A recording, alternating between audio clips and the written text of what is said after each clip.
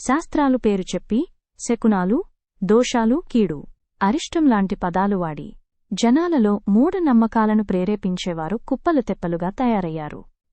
జనాలను సాధ్యమైనంత ఎక్కువగా భయపెట్టి నివారణ పేరుతో వారిచేత రకరకాల పూజ పద్ధతులు చేయించి వారి నుంచి డబ్బులు తీసుకుని ఉపాధి పొందుతున్నారు.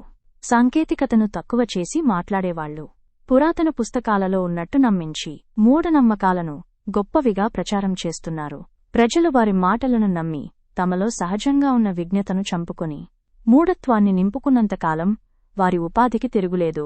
మత పెద్దాయన మాటల్లో వారి చేష్టలు ఎలా ఉంటాయో మనం కూడా విందాం. లక్ష్మీదేవి కల్లోకి వచ్చినా, లక్కపెడత కల్లోకి వచ్చినా జరిగేదేమీ లేదండి. ఈ అజ్ఞానం వదిలిపెట్టండి. దుస్వప్నాలు, సుస్వప్నాలు గంటల పంచాంగంలో ఉంటాయి. ఇవన్నీ చూడకూడదండి, బుర్రపాడైపోతుంది. ఈ కళలు, బల్లిపాట్లు, పిల్లి శకునాలు మన జీవితాన్ని నిర్ణయిస్తామండి. బుద్ధుండి మాట్లాడుతున్నావా? అసలు నీ జీవితాన్ని నువ్వు నిర్ణయించుకోలేవా? మంచి చెడ్డ నీకు తెలియదా? అంత జడ పదార్థానివా? నీకు వచ్చిన కళ, నీకు ఎదురైన మనిషి, పొద్దున్నే ఎవడో తుమ్మిన తుమ్ము, వాడెవడో దగ్గిన దగ్గు నీ జీవితాన్ని నిర్ణయిస్తాయా? అసలు విన్నెముకుందా మనకి? ఎక్కడ శాస్త్రాల్లో లేవండి.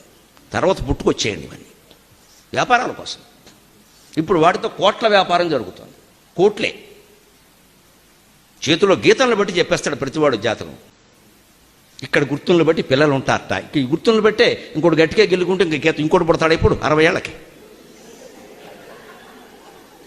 మొత్తం చెప్పేస్తారండి. ఇలాగా గుప్పిట్లో జాతకం. బుర్ర లేదా?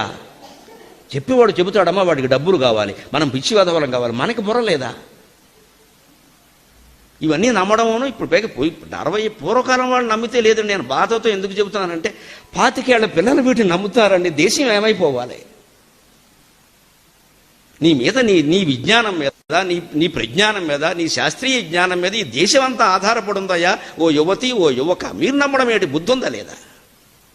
వాళ్ళకే వస్తున్నాయండి ఈ పిచ్చి నమ్మకాలన్నీ. అంటే వాళ్ళని జడగొట్టేసాం మనం పూర్తిగా.